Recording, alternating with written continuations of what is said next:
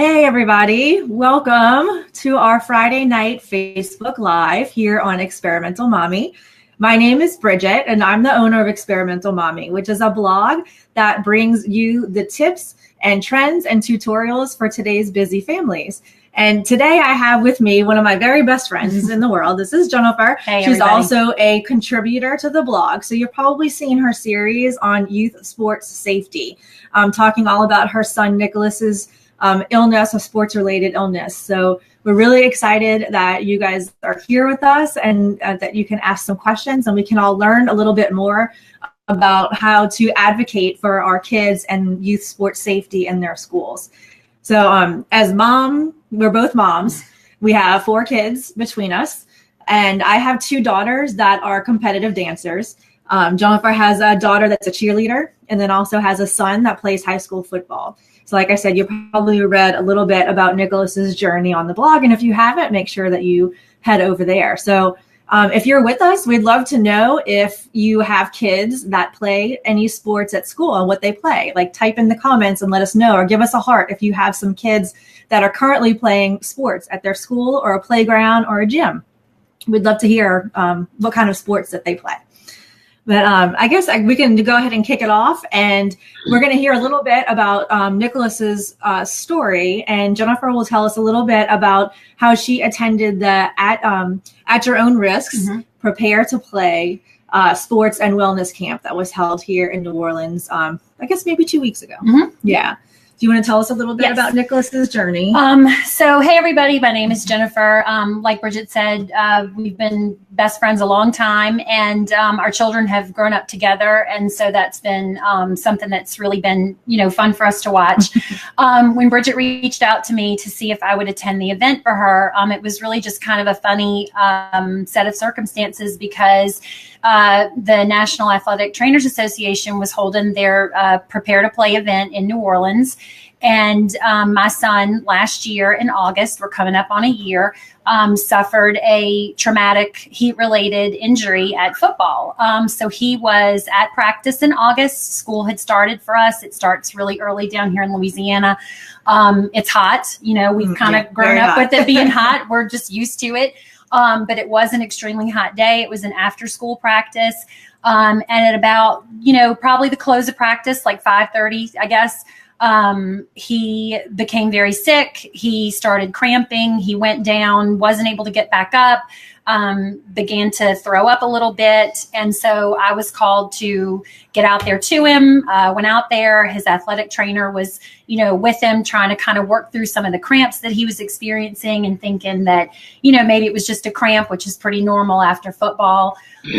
Shortly after getting to him, I think I realized that, this wasn't a case of, oh, you got your tail kicked at football today and you're tired. Right. It was really starting to seem like something more serious. So we took him in an ambulance to the hospital, and shortly after that found out that he had something called rhabdomyolysis. So that's where you're so severely dehydrated after a period of extreme exertion that your muscle tissue begins to break down and dissolve. And then that leaks a protein called myoglobin, I think is how you say it, or myoglobin, into your bloodstream. And so what then happens is your kidneys can't filter all that protein coming through. And so your kidneys start to shut down. So he was in the hospital for about 3 or 4 days. And then after that, we had to work really, really closely with his athletic trainer on his team that we're very blessed to have, but it required a lot of up and down over the next couple of months. He had 31 blood tests run. Gosh, we kept having to monitor his CK level, which was the protein level that they checked for to make sure that that wasn't too heavy, in his system. They ran all kinds of other tests to check for any kind of myopathies or things that were wrong with them. He had an electromyography, which I think he'll probably never forgive me for because it was really painful. But the moral of the story is that through that journey, it was a bad thing, but some good things have come out of it. He learned how to really take care of himself. His teammates learned a lot about how to hydrate themselves properly in the heat. His athletic trainer was wonderful. He worked with us for months.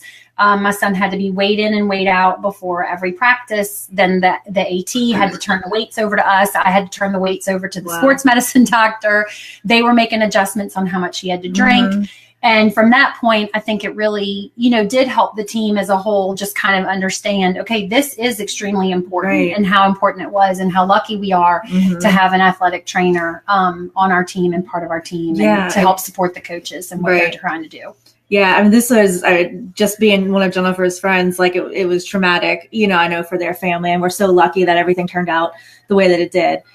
So when this opportunity came up with the National Athletic Trainers Association, for Jennifer to attend this event, I knew she would be the perfect parent advocate to go and learn more about what she can do and what the role parents play in advocating for their kids and for advocating for their school sports teams that include an athletic trainer. So what were some things that you learned at the event?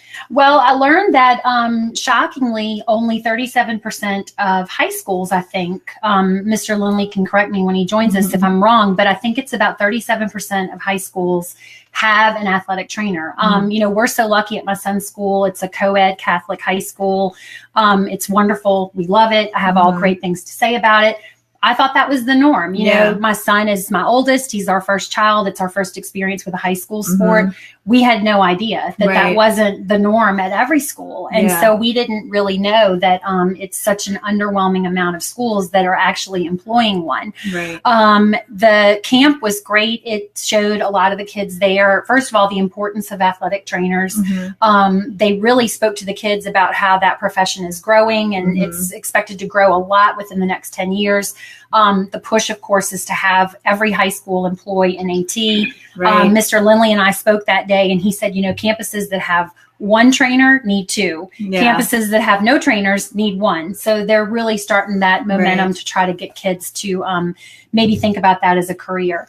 The kids were shown lots of different things on hydration, concussions, taping themselves, to try to avoid injuries, and, the dangers of smoking, of course, and how, that impacts a student athlete even more so than a regular kid.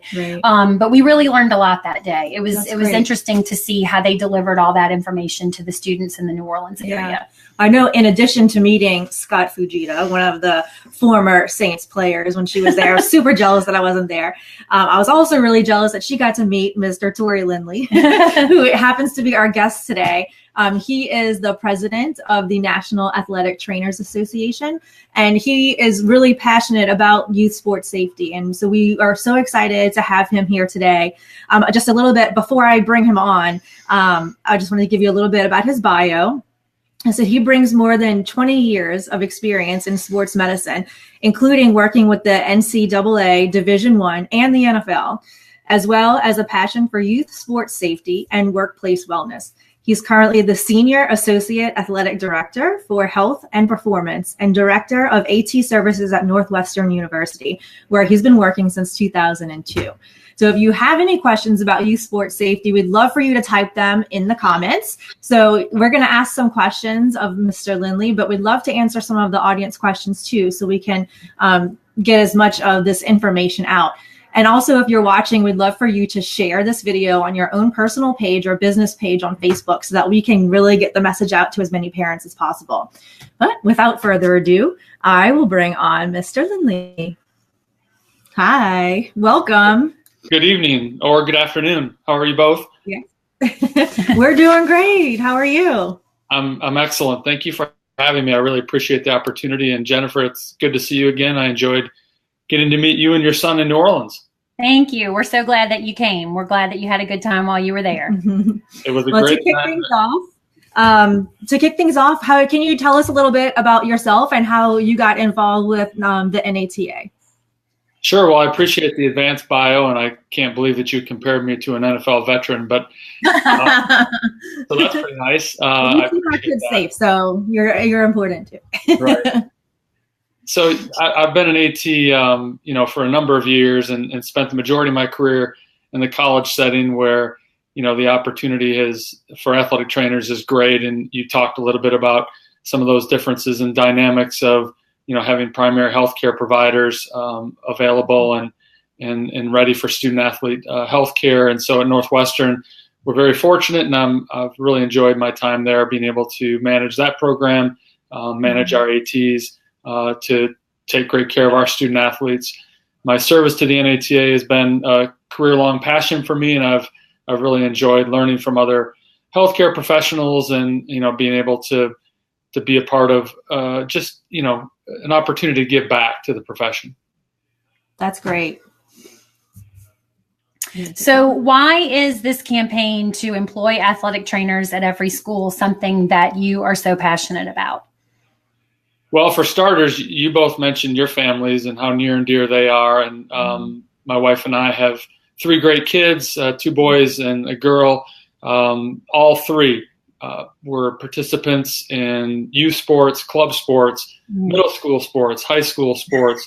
Our youngest is on her way to college, and so all 3 are college age and beyond. But our middle son is a collegiate athlete as well. And so, our experiences as parents with healthcare and with athletic trainers has been varied over the years, and in some situations very, very good. And those opportunities, as you talked about, to have an athletic trainer readily available.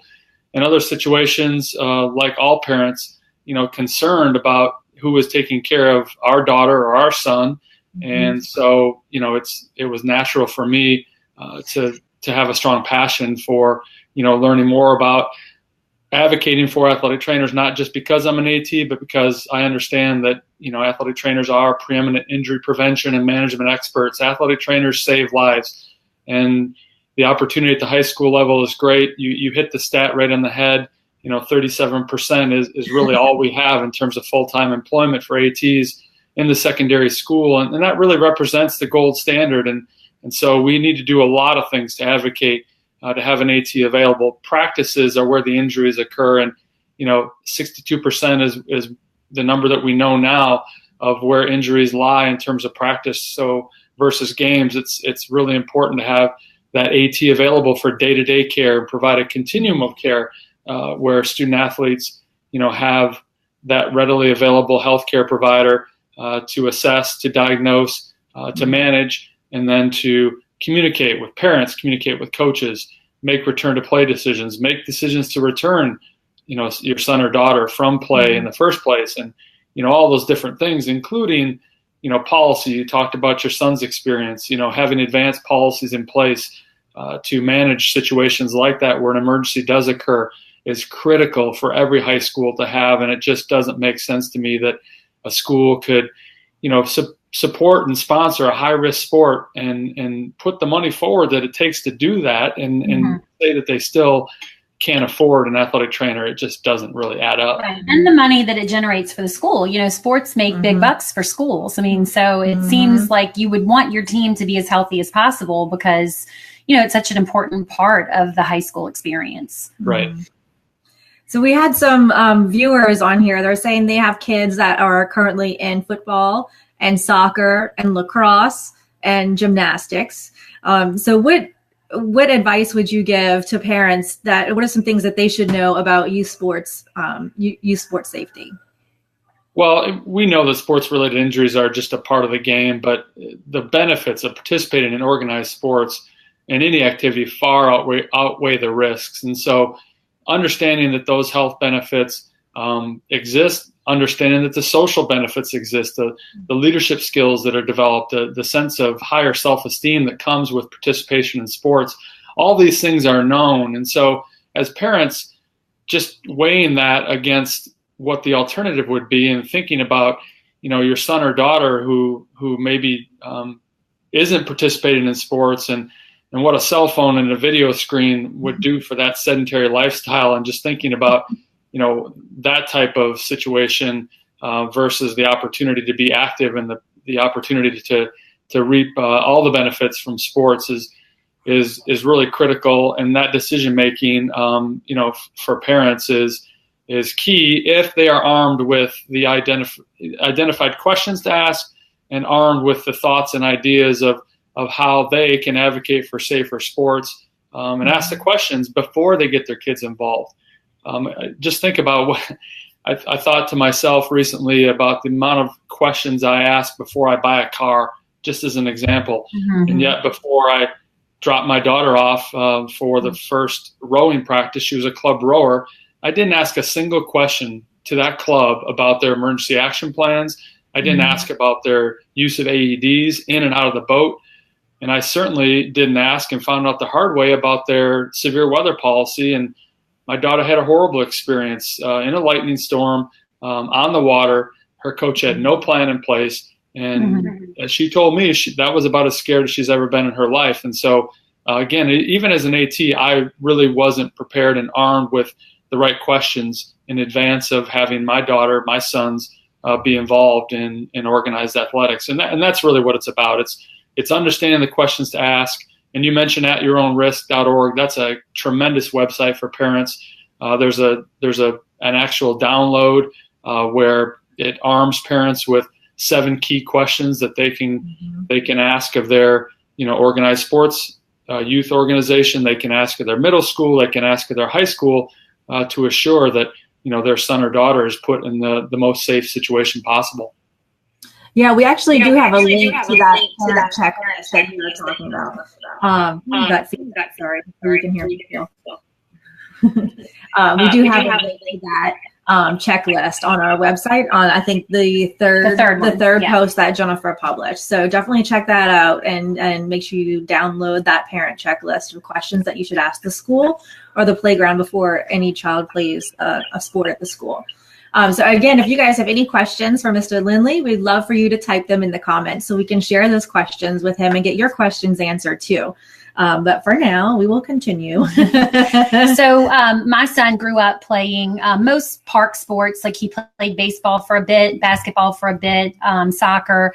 He played flag football for his elementary school. And he didn't play football his 8th grade year. The way our high school works is it's 8th grade through 12th grade. He didn't play football as an 8th grader, but I think because of his size, he's so big, they kind of started talking to him about football. And so when he was asked to play towards the end of 8th grade, and I guess that's when he kind of started practicing with the team, my only concern was his helmet. That was the only thing I was worried about was a helmet. What kind of helmet is he going to have? I don't want him to get a concussion because, his friends, unfortunately, they've had multiple concussions, some of them. And, a lot of them have had concussions. And that's the first thing you worry about, I think, as a football mom. Right. But this was our first experience. He's my first child, guinea pig. I didn't know, what to ask or what to do. And of course, we learned later there's a lot more to it than just having the right helmet. So my question is, what advice would you give to a parent who is concerned about their child playing sports altogether? Like you mentioned, there are risks, but there are also fantastic benefits. I mean, we love what this has done for our son. He's a great kid. He works hard, and a lot of that is, because of what the coaches are putting into it. They're getting out of him what they're putting into their job, and it's so important. But at the same time, you have to know that accidents happen. Right. And no matter how much you plan or how, much you think you have your bases covered, unfortunately, things do happen. So if you have a parent that said, okay, that's it, you can't play, what would you tell a parent, that's concerned altogether and just doesn't even want to address that issue? They'd just rather have them not play. Well, we know the parents are concerned, and in a recent survey, 4 out of 5 understood the benefits of sport, but still half of that group considered or have already pulled their child from sport participation due to injury concern. And you mentioned concussion, but it's more than that. There's concern about fractures and sprains and strains. And I applaud you for thinking about the concussion question, the helmet fitting question. That's a really positive step. But I think the line of questioning that parents should be armed with really starts with understanding the coach's background, understanding the coach's level of education and expertise in the sport, understanding, their experience in coaching the sport. A lot of youth coaches, their main experience, unfortunately, is only the fact that they have played the sport.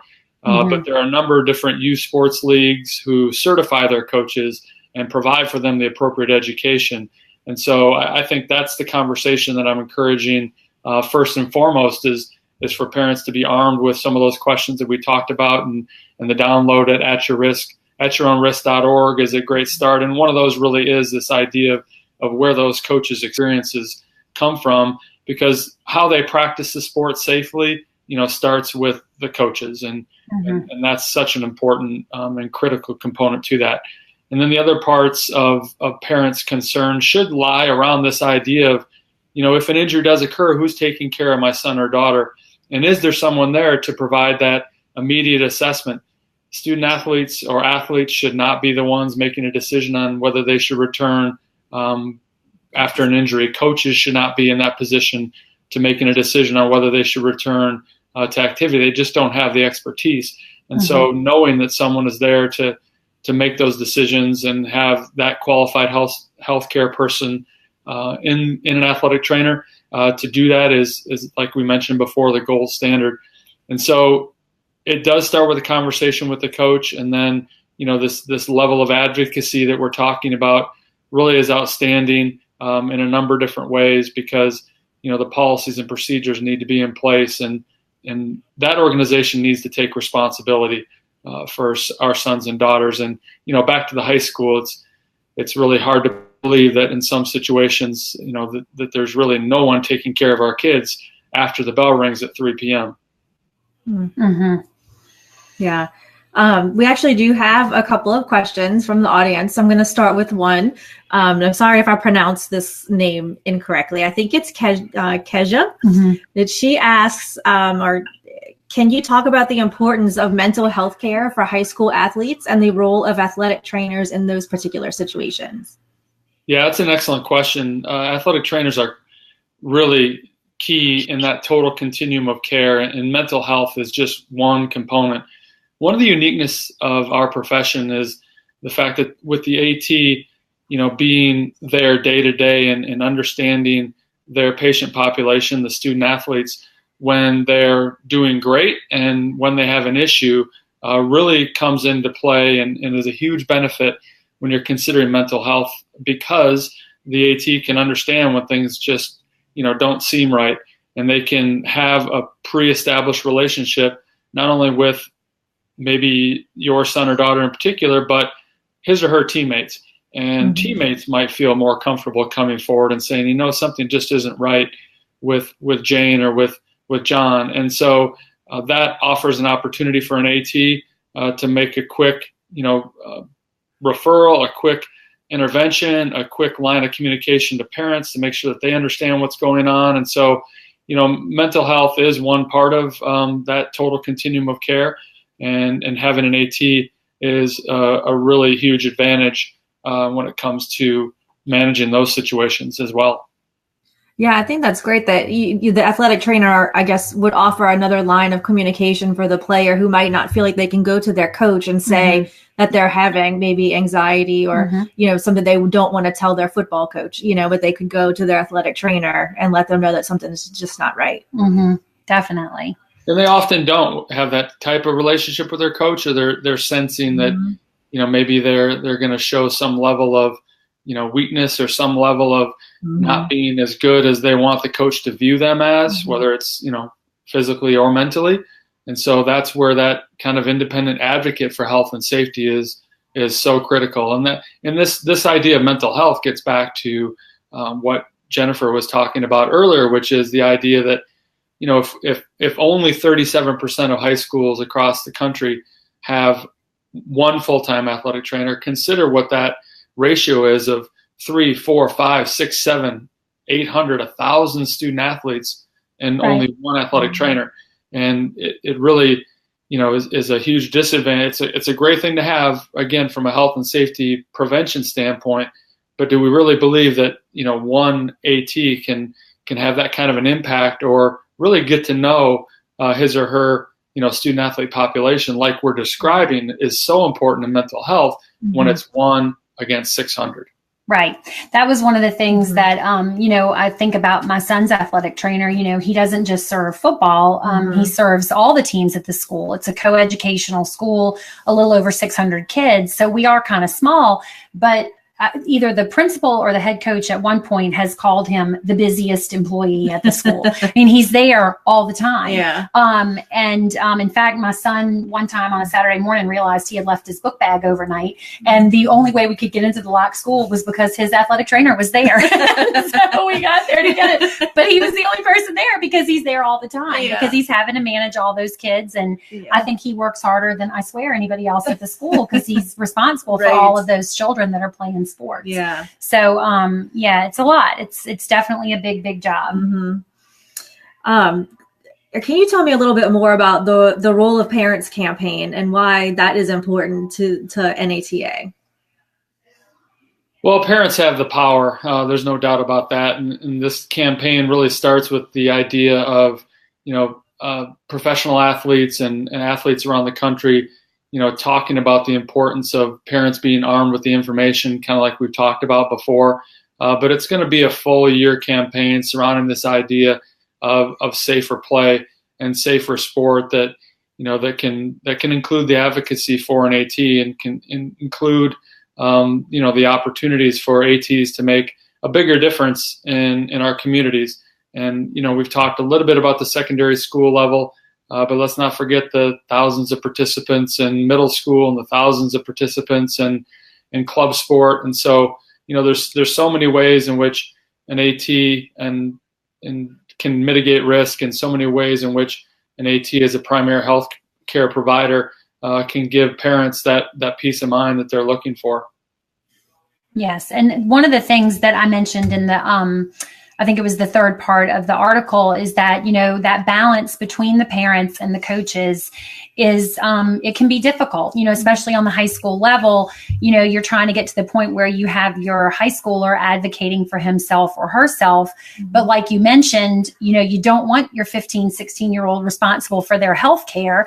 And you have questions you want to ask, but you don't want to drive the coach crazy. And, that's the coach's job is to coach. Your job is to parent. You're trying to get your child to do, what they can independently. So that's the thing. It's a very tricky balance. And how do you suggest that parents, approach their coaches and begin that conversation? It's like, you don't want them to, get scared if you're coming in asking a bunch of questions. So how do you suggest that they open that door to talk about this team's safety measures and procedures? A coach is a great place to start. I think we can all put ourselves in those positions, and many, parents that are listening in or watching right now probably have, even, delved a little bit into their own coaching experience as parents. And sometimes we get asked to do these things. And I don't think coaches in general really want this type of responsibility.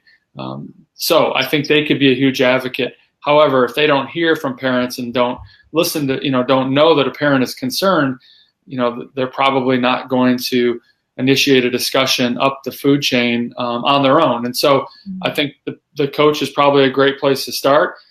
They're likely going to agree with you. They're likely going to say, absolutely, let's try to work together. How many other parents feel this way? There certainly are going to be power in numbers. And so, having kind of a group of parents who have similar concerns, who are also informed, and starting that conversation with the coach. But, when you think about what is at a higher level in the decision-making process at the schools, it has to be a discussion and a topic that is on the plate of the school board. They have to take responsibility for who is taking care of our sons and our daughters after 3 p.m. That's really the bottom line. And for club sport participation, it's the club director, and, thinking about how much we invest in some of those clubs for our sons and daughters. And yet, that investment doesn't always equate to a healthcare provider providing all the things that we've talked about and so much more. And so the coach can be a great place to start, but that conversation needs to find its way to the decision makers and to the school board. So coaches probably are going to be allies. They'll probably be right there alongside of you, and probably are going to be the ones that can more directly point you in the right direction to have those advocacy discussions and have real discussions about health and safety.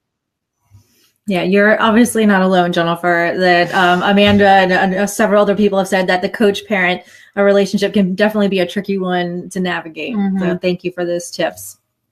We have another question from the audience. Can you give us a little idea of the medical backgrounds of an athletic trainer? Sure. So as healthcare providers, athletic trainers are seasoned both in the classroom as well as through clinical education and a medical model. That comes through the combination of an undergraduate degree as well as a master's degree. The professional degree is taught at the master's degree level.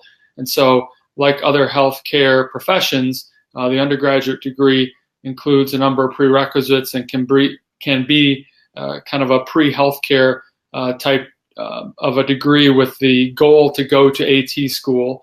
And again, at that professional level, or at the professional education level, it's a master's degree. With completion of that, and as I mentioned, a combination of excellent clinical experience as well as didactic education in the classroom. Completion of that master's degree at an accredited institution allows the AT the opportunity to sit for the national board exam, and that national board exam is offered independent from our membership organization. And that board exam, again, like other allied healthcare providers in PT, OT, and nursing, is that gold standard. And you have to pass that board exam to become licensed in 49 states plus the District of Columbia. So the rigors are fairly intense, and that type of responsibility that we're asking ATs to have on a day-to-day basis for our sons and daughters is really the equivalent of the kind of preparation that goes into the profession of an athletic trainer once they're certified and licensed. Great, thanks. Can you give me an idea, I guess, of what the exact role is of the athletic trainer at a school, say on the high school level? Sure. So, as the preeminent healthcare provider, I talked a little bit before about the importance of identifying those and mitigating the risks. So, developing policies on how the school will respond to activity in extreme weather conditions. Policy on heat, policy on cold, which is hard to believe in the middle of July, but I'm not one of those. it's an issue, and policy on lightning, and so those types of things. Plus, as you can imagine, the ability for the entire school to be a safer place with the use and the appropriate placement of emergency equipment. So AEDs, as well as understanding and identifying, who should be CPR and who should be AED trained, so that there's multiple emergency level providers establishing emergency action plans and how those will be executed, how to respond in an emergency to a heat illness and an illness and an injury in a situation like Jennifer described. All those things come with the prevention side of athletic training, which is, again, very unique to our profession, knowing the things to be put in place in advance of something actually happening.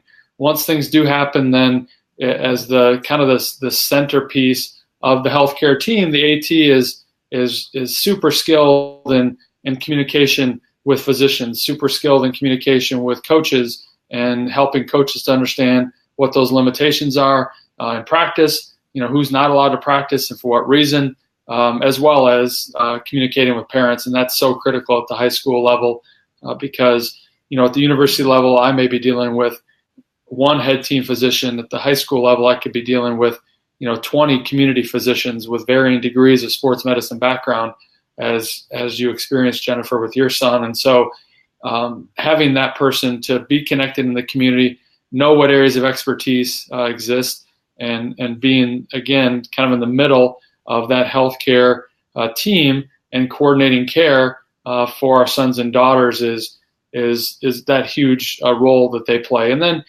parents and others, what we're seeing doing is a really great thing, which is being there on the sidelines when games and practices are occurring, and being ready to respond and having that level of preparation to know exactly what to do when something does occur. And that goes back to this idea and concept that athletic trainers do save lives. And we hear, stories after stories each year about, really positive effects of an AT in sport and in work and in life. So if your child is going to play the sport, you've done your homework, you find out the coach is a great coach, highly recommended, has all the, certifications in place, but your school does not employ an AT. How do you go about advocating for that? That's a whole other salary that the school's going to have to pay. They're going to have to come up with the money to pay that person and understand the importance of that position at the school. So how do you advocate? How do you begin that conversation for the importance of an AT at your child's school? Yeah, it really goes back to the idea of having the important conversation with the decision makers and going forward in force and in groups and in numbers and having other parents that feel the same way, and just really not accepting a school's responsibility and lack thereof for sponsoring high-risk sports without having a healthcare provider there to manage it and to be able to take care of all the things and more that we've talked about. And so we really believe it's got to be a group effort. It could be a letter writing campaign. It could be an opportunity to speak up at a school board meeting. Certainly, a communication directly, as we talked about, beyond the coaches and probably to the director of athletics would be critical. But the informed parent has great power, and the informed parent in groups has an even stronger ability to create change. And then to the extent that the NATA can assist and provide help, we've talked about atyourownrisk.org, but there are other resources that we'd be happy to help with, and can be connected through that website. Great. So our final question for you is, if our child is interested in becoming an athletic trainer, how would they start? What kind of degree do you need, and where would you go? Yeah, we talked about that degree path and the rigors of that professional degree. It's an outstanding profession. It just is. It's so rewarding on so many different levels. It's a unique spot that we hold in healthcare, and many of us come to athletic training with a background in playing sport. Not all, but many do, and understand the dynamic of sports, and the fact that my job is never the same 2 days in a row. I get to be inside, I get to be outside, I get to talk to all those people that I talked about and talk to on a daily basis. And so it really is a great profession. I would encourage those in high school, middle school who have an interest, just to find a mentor first. Athletic trainers at the high school level are great mentors. They understand the professional programs that exist.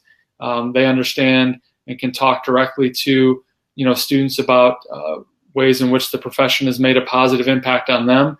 I'm certainly happy to mentor any students who have questions, and I take those emails fairly frequently, and will continue to mentor as many students as I possibly can. And then, the NATA website is a great resource for learning more about the profession of athletic training. So nata.org, about athletic training. There's a really easy button to find. Again, nata.org, that describes more about the profession, more about the professional programs around the country that are accredited to teach athletic training, and more about ways in which students can get involved. Thank you so much for all of this information that you gave us today. It was very informative. Really enjoyed talking to you, and I hope all of our viewers learned a lot as well. Again, you guys check out the nata.org. And also, I believe from that website, you can go to At Your Own Risk as well. And they have, like I said, the parent checklist. You can also go to experimentalmommy.com to read Jennifer's series of everything that she learned on this whole journey. It's definitely been eye-opening for myself and for Jennifer, I think. And we've really enjoyed the relationships that we created with the NATA and with At Your Own Risk. So thank you, Mr. Lindley, so much for joining us today. Thank you. Thank you both, Bridget and Jennifer, for all you're doing to advocate for your sons and daughters and for safer sport and for ATs. We really appreciate it. And thanks for this opportunity. It's been fun. Thanks. Thank you. Bye, everyone. Have a good evening.